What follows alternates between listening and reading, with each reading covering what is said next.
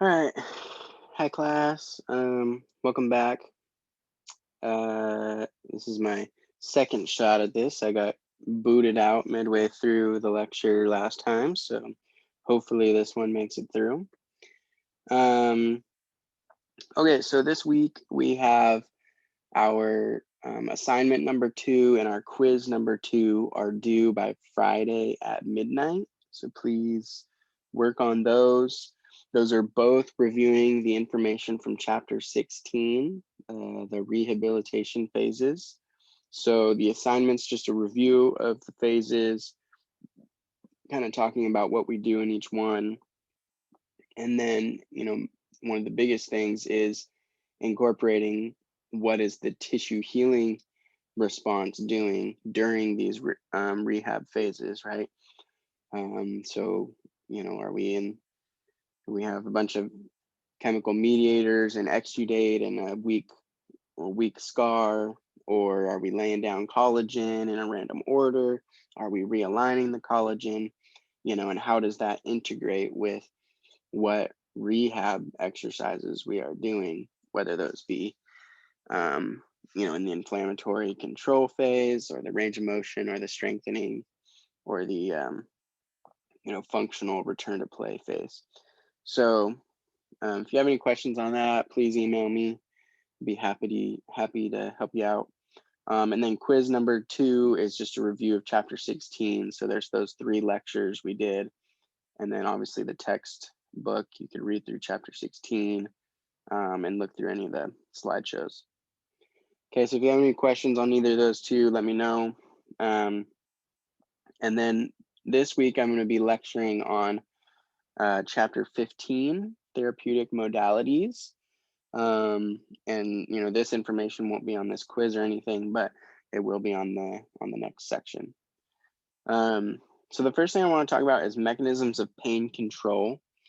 And we first saw mechanisms of pain control, I think, in chapter 10. And really in this class, there's quite a few different places that we could talk about this. I'm choosing to talk about it during modalities because our modalities is probably the most common time that we are, um, the most common way that we are trying to control our mechanisms of pain. But we definitely could have talked about it in the tissue healing phase, during the inflammatory response phase. We could have talked about it during the rehab phases, during the inflammation control phase. Um, we can talk about it here with modalities. So there's a few different places we could talk about it. I chose to do it here because in the other chapters we kind of already had a lot of information. Um, so our mechanisms of pain control, right? Remember, the most pain is felt during that inflammatory response phase, first phase of tissue healing, and our pain modulation is mainly done during the inflammatory control phase, during that first phase of rehab when we're controlling swelling, controlling pain and stuff like that. So not to say that we wouldn't use these mechanisms other times, just this is that's the main time that we're going to use it. Okay, so I briefly talked about gate theory, and there's a ton of really specific information we could talk about with gate theory. When we perceive any kind of sensory information, um, there's a ton of different nerve fibers that we could learn about, right? On this slide, you see sensory information is received by A beta fibers. That's sensory information like, you know, when you feel something and it's rough or it's smooth or you're feeling around to pick something up, that's that kind of sensory information. Pain information is perceived differently. It's perceived through A delta and C fibers. There's different fibers for deep pain versus superficial pain. There's different fibers for warmth sensation, like if something's hot or cold. Um, there's a ton of different types of nerve fibers that your body uses to integrate and perceive sensory information.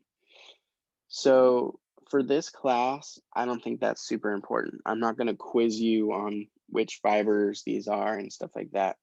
I never learned them until I took my modalities class in my athletic training program. So it was literally this chapter, but for a whole semester. You might learn about them in anatomy when you go over the nervous system. But they're good information, but I'll show you guys what I want you to know, what the broad overview is that I want you to know for this class and for quiz purposes. Okay, so basically gate theory states that we have different sensory information coming in from these different nerve fibers, and the sensory information can actually override the pain information, and it can make it so that the pain information never gets to the brain and gets perceived by the brain. If you've ever seen those kind of, tacky shirts or whatever that are funny, that say pain is in the mind, it's all in the brain, it's a brain game or something like that. Technically those are true, right? Because when we, get hit in the arm, it's not actually getting hit in the arm that is the pain. It's the sensory reception by the nerves there that then send a signal up to the brain, to the sensory cortex, and eventually, we perceive that, our brain interprets that sensory information as pain. So it's the stimulus coming from those nerves all the way to the brain that then gets perceived as pain, which is a good thing. It's our body telling us, hey, something's not right. This is hurting. This is not what's supposed to be happening. So that's good. You touch something that's really, really hot that would burn you. Your sensory information tells your brain, hey, that's hot, it burns, let go. And, you let go before any damage is done to your body, hopefully. So, pain is your body trying to take care of you. But it is all perceived in the brain. And so this is a picture. Again, this is not, I'm going to show you what I need for you to understand from this. But this is, you can see the A delta and the C fibers and the A beta fibers on the left-hand side there. And they all come through, and eventually they get to this spot that we call, quote unquote, our gate. And if we have enough sensory information coming in from the C and A beta fibers, then they can essentially close the gate to the A delta fibers, which send the pain through. And so then no pain reception gets through, only the sensory information gets through. And if you follow that along, it goes on to the sensory cortex. So all the brain has left to perceive is sensory information. So you just feel the sensation and you don't feel the pain. So that's essentially what our gate theory is. So let me get my whiteboard up here. Let's see if it saved it from the last. Nope, it didn't. I was trying to lecture this earlier. Okay, so are you guys seeing this? Yeah, I think you are. So let's, I'm not gonna try to pretend like my drawing got any better since last time. So we're just gonna call that the brain, okay? And again, this is very, very, a little more basic than, it would be in the textbook or something. But that's okay. So let's just say that all these different, little boxes, these little diamonds are different areas of the body where information, sensory information is coming in. Okay, they're different nerve fibers. Okay. And all these nerve fibers, in order to get to the brain, they can't just come in separately, right? Like if they all came in, right, this wouldn't work, right? because you can't just have nerve fibers go anywhere in your brain and perceive pain. That's not how it works, right? We have one area of the brain where our sensory cortex is. So let's write that up. Sensory cortex, okay, in our brain. And the information all has to make it to that one spot. So we can only have, basically, click that.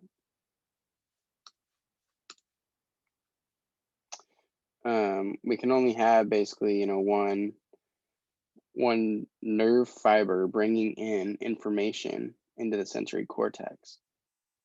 But we have, sensory information coming from all over. So what happens? Well, it's all got to meet up somewhere. Okay. And if you're trying to follow along with the text or with an anatomy book, or if you have taken anatomy, we would call these first order neurons, and we call this side second order neurons, right? So before the junction, first order; after the junction, second order. Okay. But all these diamonds down here, these are where our sensory reception is happening. And again, tons of different nerve fibers. These could be heat related sensory nerves. They could be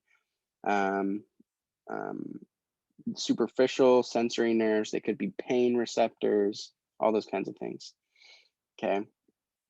But let's just say that this one over here is,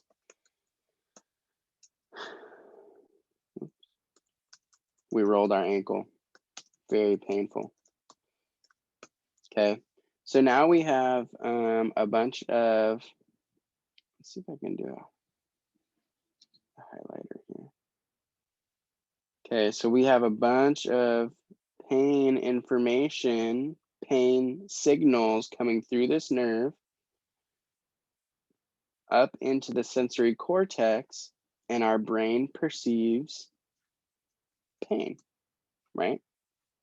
Okay, so what do we want to do about that? We want to try and turn off the pain, but we can't just make that go away. They rolled their ankle and it's going through the inflammatory response phase, and there's chemical mediators going here, and there's exudate and swelling, and it's uncomfortable. We can't just stop that from happening with the click of a button. But what we can do is over here, we could turn on, let's say, cold. I'm gonna do a different color. So we could use, well, let's just say this for now. We'll talk about the different modalities when we get going. But let's just say we turn on modality A, and then we turn on, over here, we turn on modality, I'm gonna change the color again. Hopefully I'm not making this too hard on myself. Okay, we turn on modality B, and well, that's good for now.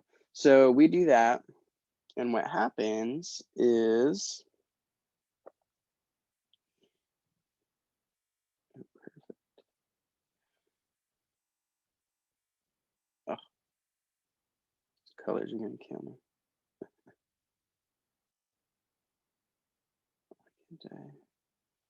Color in black. Okay, so now what's gonna happen is modality A, right, is gonna send its sensory info here, and then modality B is gonna send its sensory info here. And what happens is there's kind of a competition here to get through, right? And this is what we call our gate. Oh, I'll just leave it in blue, sorry. I should have made that black, but that's okay. Okay, so this is our gate, right? Apparently I clicked brown. I told you I was gonna make this too complex on myself. Okay, so look, here's the OCD in me. Gate.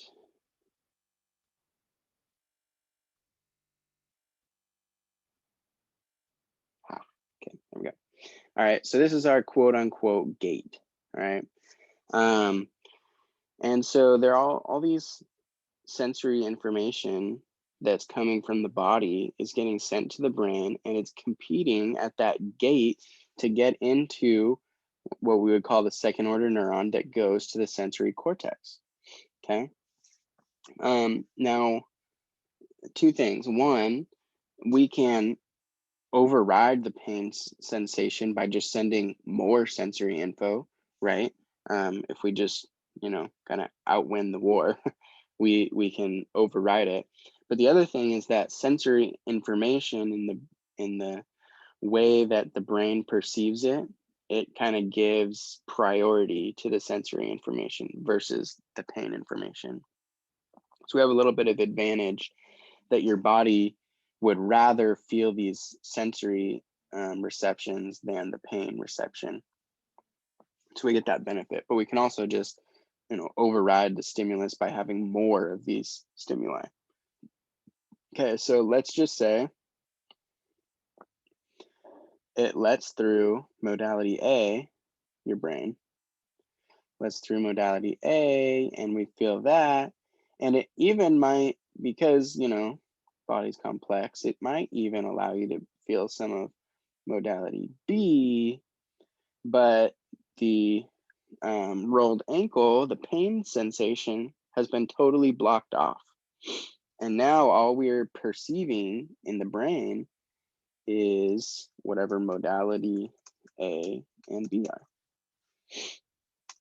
are perceived. I don't know if I spelled perceived right. I before E except after C. So I spelled it wrong. Anyway. Okay, so there you have it. That is gait theory. Let me write that over here. That is gait theory. Okay. We have pain sensation coming in. It, has to get through this gate to get to the sensory cortex. We overload it with different modalities, and we block off that gate to the pain sensation, so we only perceive these other things. Okay. And I mentioned this in one of the previous lectures, but we intuitively know this process, right? If you get hit in the arm, one of your first responses is start rubbing it, right? And you start rubbing that arm, and that kind of makes it feel better. What are you doing? You're providing one friction, which is going to be heat, so you're going to feel that heat, and two, you're providing this sensory info, whatever you want to call that, from you touching it, and so you're feeling that sensory info, and you're feeling that warmth stimulus, and we're trying to block out the pain stimulus. Now, I'm not saying it gets completely blocked, you still feel some pain, but you're blocking it out to some extent. You're closing the gate on that pain sensation. So we do kind of intuitively know that this is the process. Okay. Go back over here, back to my slideshow. All right, so when we assess pains, kind of some side notes, like in your evaluation, we talked about in that chapter, we did SOAP notes and HOPS and stuff. When we assess pain, one, it's self-reported, it's a subjective, right? It's part of the subjective portion of your SOAP note because only the patient can feel it. But there's different ways to assess it. There's tons of different questionnaires that people make up, but probably the most common and easiest one is, to rate your pain on a scale of 0 to 10. 0 being no pain, 10 being the worst pain you've ever felt, or take me to the hospital right now, kind of thing. And then people can rate it. The thing about using a pain chart is, since it's subjective, that doesn't actually mean anything, right? Someone might get hit in the arm, and it's the most painful thing ever in the world, and they need to go to the hospital. Another person might say it's a 1 out of 10, even though the same thing happened to both of them. So, it's all subjective, and it has to do with, previous, sorry, there we go. Has to do with, their previous experiences with pain. Someone who's broken a lot of bones, they're gonna have a higher pain tolerance. So if they get hit in the arm, they'll probably say it's a 1. If you've never broken a bone and never sprained a ligament and never had any kind of serious injury, getting hit in the arm might feel like a 9 out of 10. So it's all subjective. I would say my one word of advice with pain, since you can't rely on it from person to person, you can't really use it as a indicator of whether someone should go to the hospital or get an x-ray or something like that. But you can use it from person to person. I mean, sorry, from, how would you say that? From like day to day on the same person, right? So say someone comes in with an injury and they say it's a 8 out of 10, and you do some treatment, and then afterwards or the next day you ask them, well, how are you feeling today? And they say, well, I'm feeling a 6 out of 10. That's reliable because it's the same person, right? The fact that they were an 8 yesterday and a 6 today tells us they're definitely feeling better.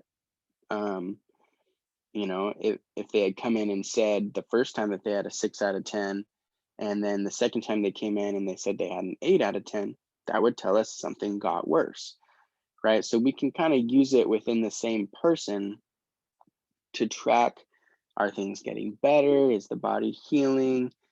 Um, is what we're doing helping? I think it's very reliable for that use, and not so much for, from person to person for an evaluation. But that's why I ask people that info, is so that later on I can say, well, you were a 9 out of 10. How are you now? Oh, a 6 out of 10. Okay, let's keep doing what we're doing. And, if it keeps getting lower, then that's a good thing. So, okay, so we can use modalities to treat pain, which is what we're going to talk about in this chapter. We want to have clear rationale for our use. We always want to have, a reason why we're doing what we're doing, hopefully based on evidence, our evidence-based practice. We can use it to relieve pain. A lot of times when we use modalities, there are people who will say, well, modalities don't do anything. They just feel good. And to some extent, that's true. We'll talk about some of the physiological effects of modalities, but to some extent, if you use a modality, you're just making them feel good. You're helping them relieve the pain, which isn't necessarily a bad thing. But, people will try to say not to do modalities because it doesn't actually help anything. It doesn't make them better. And that's true. One thing I would point out is that, if you get injured and you have muscle spasm and all your muscles have tightened up, if you can relieve their pain, you can allow the muscles to relax. And if the muscles relax, then, we have an easier time going through the healing process. We have an easier time doing our range of motion exercises and stuff like that. So there is a lot of benefit that we can have from um, from using these modalities. Sorry, I don't know if you guys can hear that, but they're doing roof work on my house right now. Um, so yeah, so modalities can be helpful for treating pain, and relieving muscle spasm and stuff like that. But they're also, we really want to use them in conjunction with exercise and highlight that spot exercise. What we mean is our rehab exercises. So, that might be, if we're in the inflammatory control phase, that might be icing and ACE wrapping, using modalities along with those, which technically ice is a modality. It might be during the range of motion phase. I'm sorry, hold on one sec. My modalities. Modalities can be also helpful for inducing analgesia. So basically, taking away the sensation of pain. So we can use modalities. We can also use pharmacological agents, which just means like different medications. We talk about NSAIDs, non-steroidal anti-inflammatory drugs. And then common analgesics, this is like usually like your topical agents, Icy Hot, BioFreeze, Tiger Balm, all those kinds of things. And the one thing I'll say about those topical agents is they almost always don't do anything. They almost never do anything physiologically for the body. They actually, when you put like, say, Icy Hot on, they innervate the sensory receptors in your skin and cause the feeling of warmth or cold, but they don't actually make anything warm or cold. So that's kind of an interesting fact that people don't know. Sometimes I try not to tell my athletes that because they put on Icy Hot and they're like, yeah, I'm $100, I can go play. And sometimes that's okay with me. And sometimes I need to tell them that Icy Hot's not actually doing anything. We actually need to do rehab exercises for you to get better. So just a thought there, they just innervate the sensory receptors on the skin. So, and obviously if you have someone taking different medications for pain, you should always be in contact with their physician or the pharmacist to make sure that they're taking the appropriate medications in the appropriate amounts.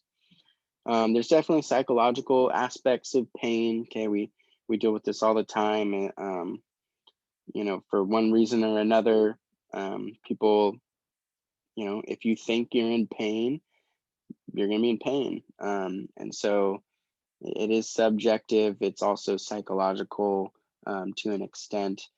Obviously, pain is usually means that something is going on in the affected site. But sometimes we have, once all the healing is done, people still feel pain, even when there's nothing going on there. And it's just kind of this psychological, they've gotten it ingrained in their brain that it hurts to do this movement or whatever. And so they are just going to feel pain. And that's a whole nother tricky business to deal with. There's sports psychology that helps a lot with psychological pain. So just something to think about. Everybody has their own pain threshold. Pain is often worse at night. This is not uncommon. It's because there's not any external distractions, people around going to do stuff, stuff you got to get done. You're more likely to be kind of in solitude and not be distracted. And so your pain starts to hurt more. Something I see a lot too is, if someone's post-surgical or for whatever reason, they're on a regular medication, say you're supposed to take it every 4 to 6 hours and you go to sleep and you wait, you wake up 8 hours later, now you haven't taken your pain medication for a long time. And so the pain is often worse because at night we sleep and maybe we don't elevate like we should, or we don't ice like we should, or we don't take the pain medication we're supposed to, and we end up in a lot more pain.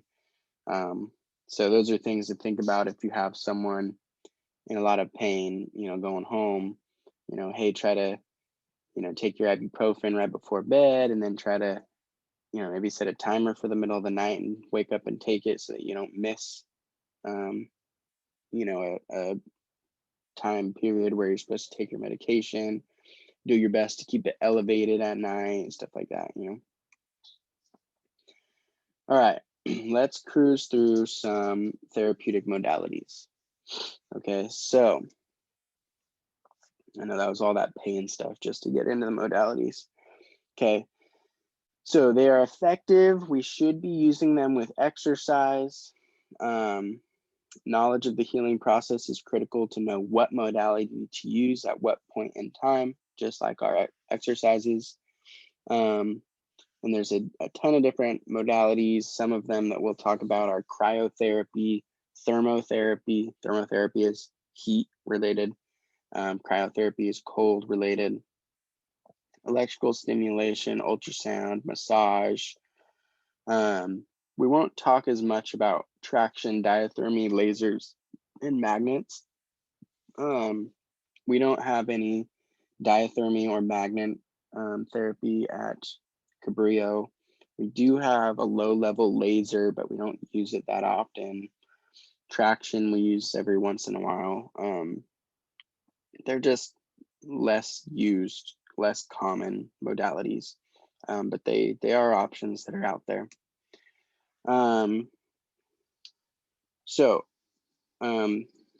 To classify our modalities, we have, I'm sorry if you guys can't hear me. Okay, we have thermal conductive energy. So this is, heat related stuff. So this would cover both our heat modalities and our cold modalities. Okay, electrical energy is going to be like our electrical stimulation. Electromagnetic, includes using different magnets and electrical energy that can heat the tissue, like diathermy. Sound energy is our ultrasound, and mechanical energy is our massage techniques, or using different tools to massage the area. All right, so one thing we want to talk about when we start talking about our thermal modalities, our heat and our cold, is our transmission of thermal energy. Okay, and we have conduction, we have convection, we have radiation.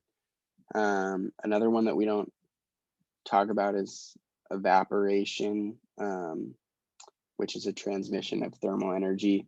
We don't use evaporation when we're doing rehab and stuff, but evaporation is important, like when we talk about heat related illness in practices or in different exercise. Evaporation is one way that you cool your body down, but it's not something we use in our modality application. Okay, so conduction is heat that is transferred from a warmer object to a cooler one. So remember, heat always goes from the warmer object to the colder object. So think about applying an ice bag. We're not applying cold to the body. We are allowing the heat from the body to transfer into the ice bag, and that melts the ice, and that in effect cools the body. But really what we're doing is we're transferring heat from the body into the cold, ice bag or whatever the cold therapy is that we're using. Okay, and when we use like a hot pack, the hot pack is transferring heat into the body and warming the tissue of the body. So conduction is always, where is the heat being transferred from to? So obviously it's dependent on the temperature and the exposure time. So really the difference in temperature between the modality you're using and the body tissue, and then how long it's exposed to that. Okay. Temperatures of basically 115 degrees and above can cause damage. So, and something that is 113 shouldn't even come in contact with the skin. Basically the hottest thing you're going to use is, our hot whirlpool. That's going to be about 105 degrees. You really shouldn't be getting up towards 110. That's just too hot. So 105 degrees and below. When you see our hot packs, the hydroculator that the hot packs are in is like 160 degrees, but then the hot pack doesn't go directly on your skin. It goes inside a terry cloth cover and towels and stuff like that. So examples of thermal therapy would be moist hot packs, paraffin wax, ice packs, and cold packs. Okay, so convection. Convection is using, oh, I don't have fluidotherapy on here. Convection is transfer of heat through movement of fluids or gases. Okay, so fluids are air.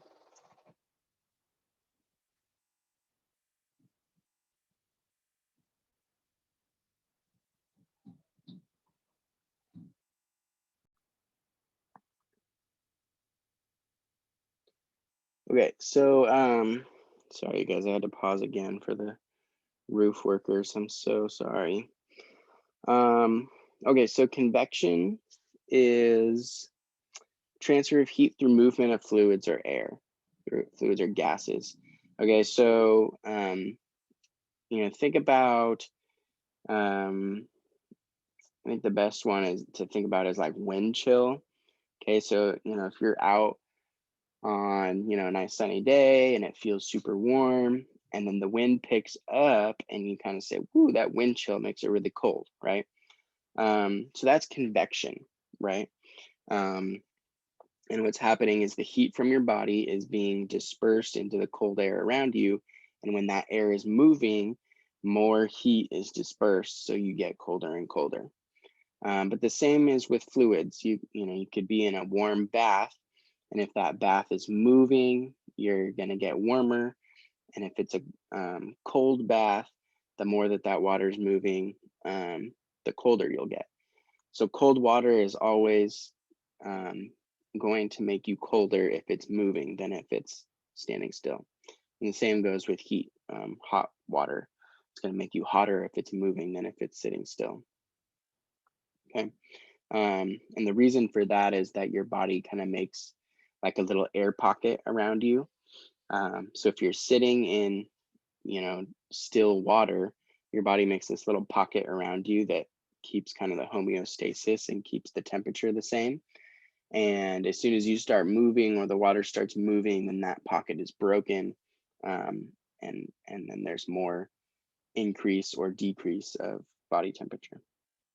Okay, radiation is heat being transferred from one object through space into another object. So these are the ones I said we don't really have at Cabrillo: shortwave, diathermy, infrared heating, and ultraviolet therapy. But these use radiation. It's not direct contact with the body.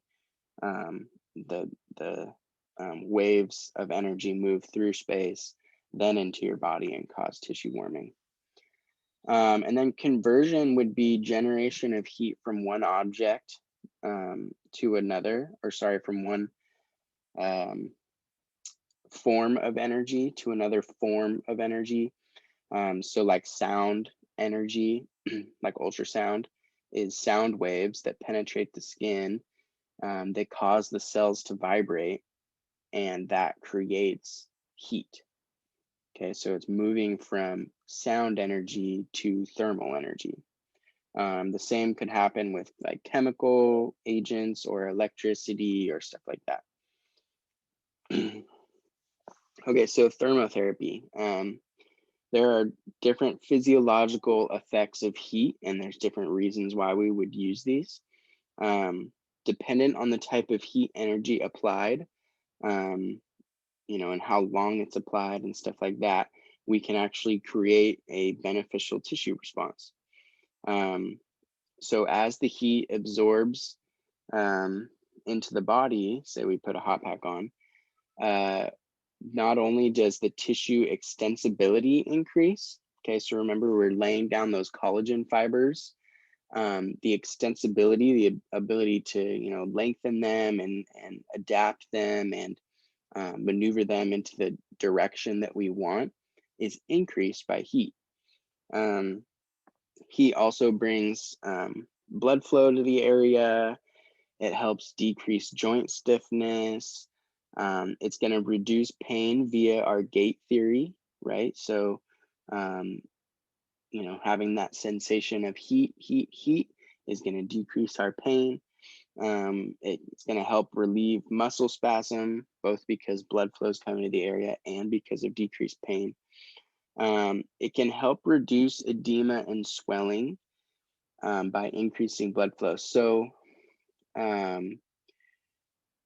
in our initial first couple days of our inflammatory response, okay, we want to use ice to treat the secondary hypoxic injury. We talked about that. After a few days, when our body is done sending all the chemical mediators there and that increased metabolism in the area is done, now what we can do, and sometimes what happens is we have a ton of edema that's just stuck there. The process is done, what needs to happen has happened, but that stuff is just stuck in there. So sometimes we can apply heat, and remember, all that edema is very viscous, like thick honey. Think about applying heat to honey. The more you warm it up, the more fluid it gets, the less viscous. And so we can make it easier to get that edema and that exudate out of the joint if we heat it up. Okay, so we don't want to do this initially. We want to allow that initial inflammation phase to happen for the first few days. We want to use ice to treat the secondary hypoxic injury. But after that, we can start to use heat to try and get some of that stuff out of there. Okay. So we talked about these increases extensibility of collagen. Okay, so in order for that to stick, we're going to need to do different stretching and range of motion exercises along with the heat. Pain relief activates the gate control mechanism, like we talked about. Increased blood flow helps reduce muscle spasm. Just assists us in our tissue healing process, getting all that exudate and stuff out of there. Vasodilates the area, opens the blood vessels up so that the blood can all get out of there, and decreases that blood viscosity. Okay. Superficial heat, so heat that's applied, on the body like a hot pack, is going to increase the subcutaneous tissue temperature.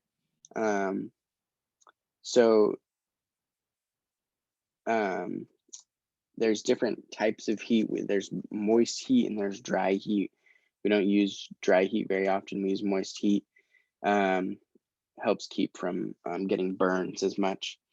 But this is our first example, okay, of our modality. So here's a hydroculator pack, okay, and you can see the little pack inside of that cover that guy's putting on. So this is a thermotherapy that's called, a moist hot pack. And the machine that it comes in, I have a picture. No, I don't. The machine that it comes in is a hydroculator, and it's a big cube with hot water in it that's heated up to 160 degrees. This pack is put in. This pack has like gel pads inside, and the water and the heat get absorbed inside the pack.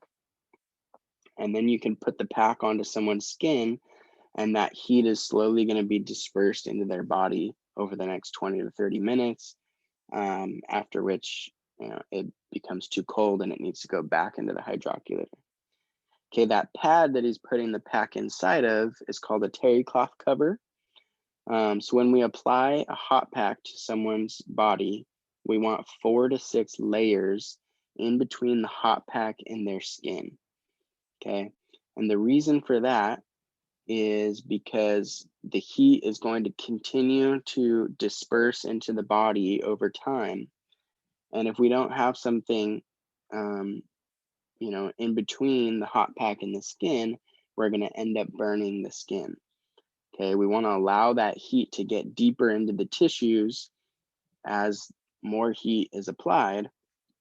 And if we don't have any kind of barrier, it'll end up burning the skin before any of that heat gets down into the muscle. So 4 to 6 layers. So the terry cloth cover counts as 2 by itself. And then what you can do is you can fold a towel and put it underneath. You could put it, like if someone has, pants on, then you put it on top of their pants, their shirt, and that can count as another layer. But you want to get to 4 to 6 layers total when you apply it so that they don't get burned. Okay. use it for muscle relaxation, reduce of muscle spasm, reducing pain. It doesn't heat very deep tissues. Okay, so if you have a large muscle group, it's not really going to get really deep in there. Yeah. Okay, we can use a whirlpool bath. Okay, so these are these big tubs, and you can put hot water or cold water in there. But if we're doing hot water, we want it to be around 105 degrees. Okay, we're gonna allow them to immerse in it for probably 10 to 15 minutes. Okay, and this is good for, total body heating. Obviously, it's gonna get a larger area than just using the hot pack. It's good just for increasing our blood flow all around. It's good for decreasing muscle spasm and pain, again, via the gate theory. And then,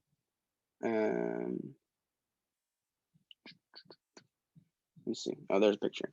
Okay, so this person's heating their lower leg. So this is the whirlpool tank. And then that machine thing on the right-hand side is called a turbine. And it's like a jet for the water, and it's going to circulate the water throughout the tub. Okay, so again, we're keeping it moving because of convection and the fact that that can help us with heating or cooling the tissue. Okay, always want to be careful when we're going full body. We want to keep the tub clean. Okay, so every time we use it, we should spray the inside of it with a disinfectant, wipe it all out. We fill it with water, and then we put some sort of cleaning chemical in it. It's kind of like putting chlorine in a pool. We have different things we can put in the water to keep it clean. Okay, you always want to think about the electrical outlets and making sure that they're not wet, right? And the athletes aren't reaching and touching the switch or the electrical outlet while they're in the water for safety concerns, of course. Okay, we have paraffin bath. We don't see this as often, but paraffin bath is like a wax that we use. It's heated to around 130 degrees. And then basically what you do is you submerge the body part in this wax. The one we have at Cabrillo is only big enough for your hand, so we can only use it for hands and fingers, maybe wrists, but other places have bigger ones. And so basically you put that on, and it's really great heating. It's really great for joints like, again, like wrists, hands, fingers, finger joints and stuff like that. But it covers that area of the body in this layer of wax that's warm, so it heats everything inside that waxed area.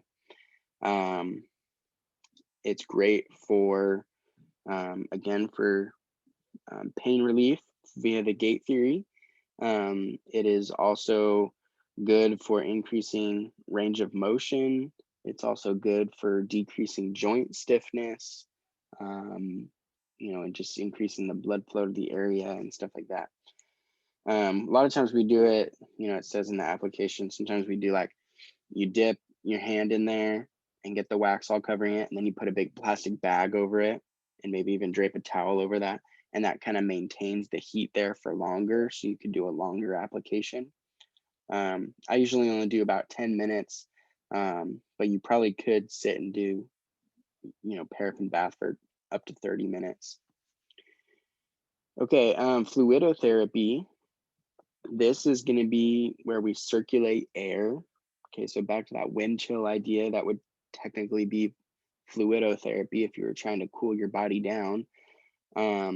But there's machines. I don't have one of these at Cabrillo, but there are machines that can, you put like your arm inside of it, and it circulates warm or cold air. And so it actually allows for more heating. It's very, very efficient. But it's tough for, you can really only use it for a distal extremity like a ankle or lower leg or a hand, wrist, something like that. Can't really get your body inside of it. But yeah, it's gonna circulate warm or cold air to try and change the tissue temperature. This picture on the left is the paraffin bath that you put your hand in, and that wax would cover your hand. Picture on the right is fluidotherapy. That's kind of what those machines look like. Okay, some different options for cryotherapy. Okay, and this is where we'll just go through cryotherapy and then we'll end for today. But cryotherapy is our cold therapy. Okay, so we already talked about using it as a first aid treatment after trauma for decreasing secondary hypoxic injury. So we talked about all that. Some of the physiological effects of cold, it relies on conduction. Okay, so like I said, heat is going from the body into the cold therapy that you're using. It depends on, how much of the body is being exposed to it, how long it's being exposed, and stuff like that. So one thing that's nice is actually melting your ice a little bit. If you have slightly melted ice, like watery ice, it's actually going to be better for transferring heat from the body into the ice pack than if you just had straight ice. And that's because there's a lot of energy required to melt ice from ice to water. So it makes it hard for that initial phase of cooling down. Ice pack and ice immersion are two most common cold therapy modalities. Something to think about is the hunting response. We didn't talk about this when I talked about secondary hypoxic injury, but most of this you probably remember. Decrease in the extent of hypoxic injury to the cells around the injured area. But what happens is that after a certain amount of time of icing, you have this cold therapy on your body.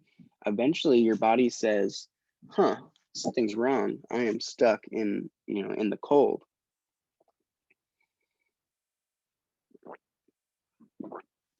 And as a response to the cold, your body is going to try to vasodilate the blood vessels. It's going to try and increase the blood flow and increase the heat to your body. So basically, your body thinks, I must be stuck in a snowstorm and I need to heat myself up.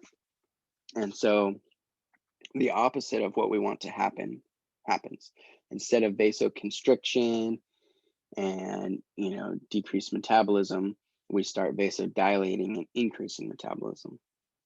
So this is the reason why we recommend 20 minutes for icing, because after that we start getting, especially around 30 minutes, we start getting towards this hunting response where our body will do the opposite of what we want it to do.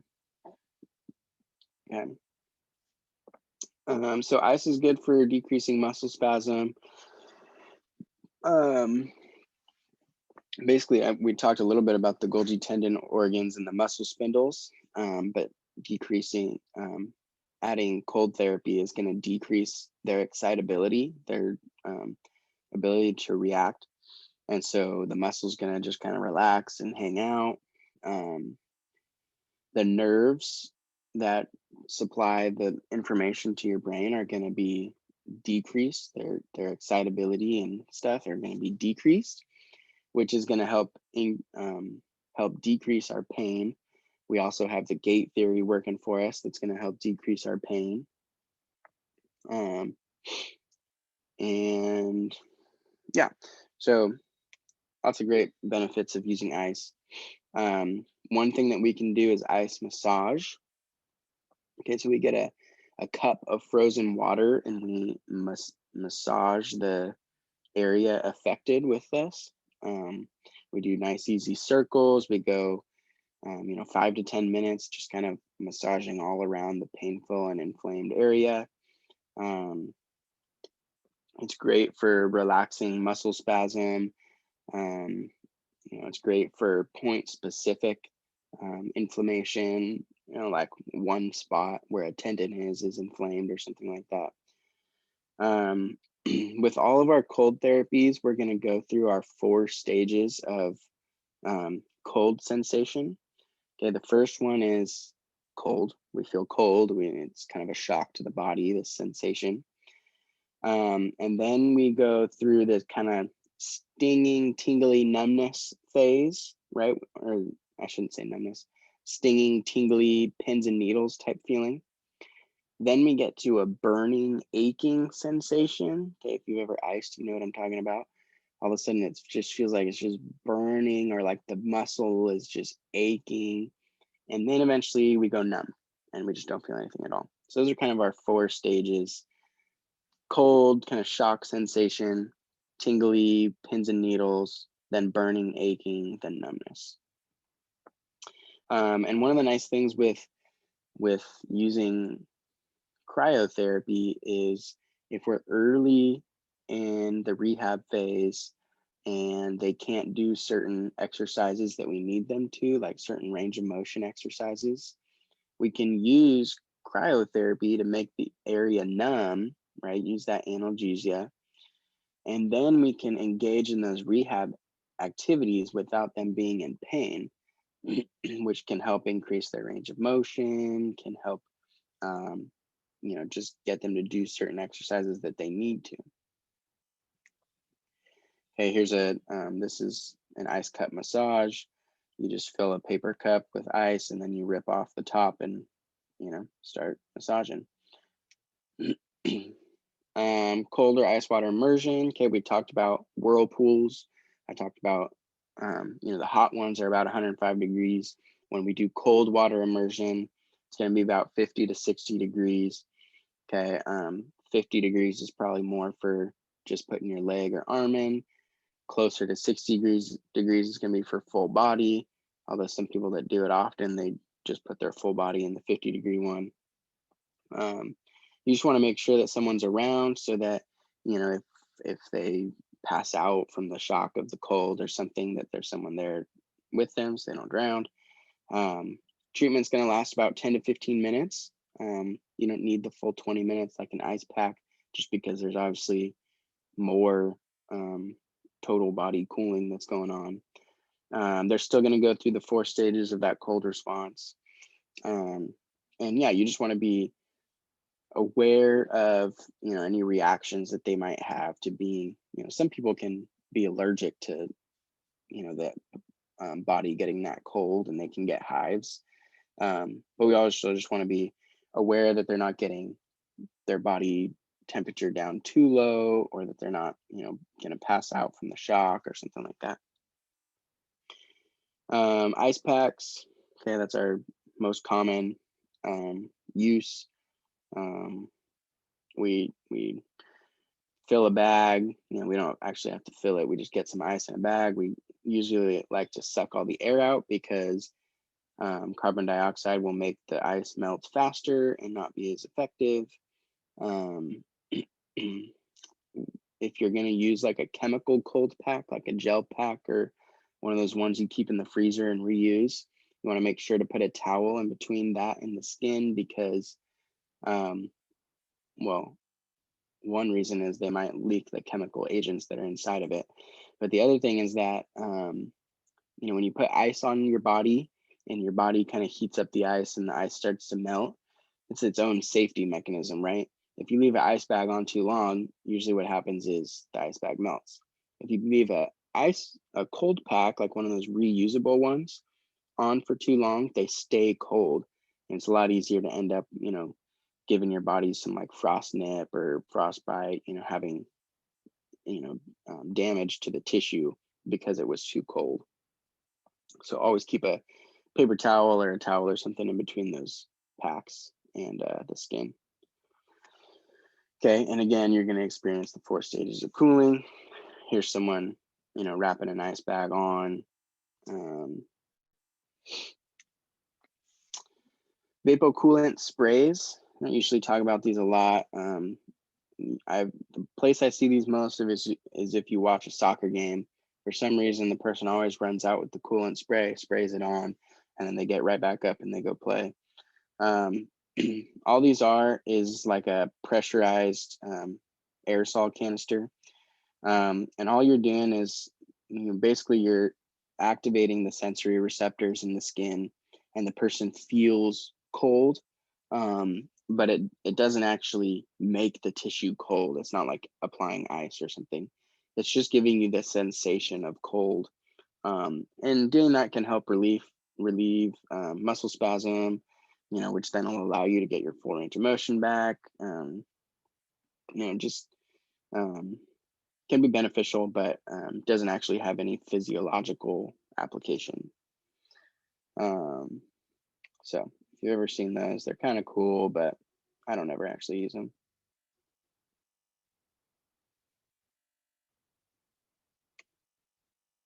Here's someone spraying a vapocoolant spray on someone has a trigger point in their trap or their neck, and they're going to spray that on there. Okay, cryokinetics. I kind of talked about this a little bit, but cryokinetics is when we use one of our cold therapies in combination with exercises. Okay, so we numb the area, we get that analgesia going, and then we can work on our rehab exercises, trying to achieve normal range of motion or activate a muscle or something like that. So ice cup is a common one, and then you do exercise. I like to do ice immersion, not necessarily in a whirlpool, but if I can just get like a bucket of water and ice and have someone stand in that for a sprained ankle, and then I have them go through squatting motions. This can help them get the range of motion back in their ankle that they need for normal walking gait. Whereas if we did it without the ice water, it would be painful and they wouldn't be able to do it. So cryokinetics just refers to using cold therapy in conjunction with some sort of exercise. So usually your window is about 3 to 5 minutes. You get that analgesia by using your cold therapy. Once they're kind of numb, then you have about 5 minutes to do your exercises. And you can even repeat. You can go back and make it cold again, then do your exercises. There's different options. Okay.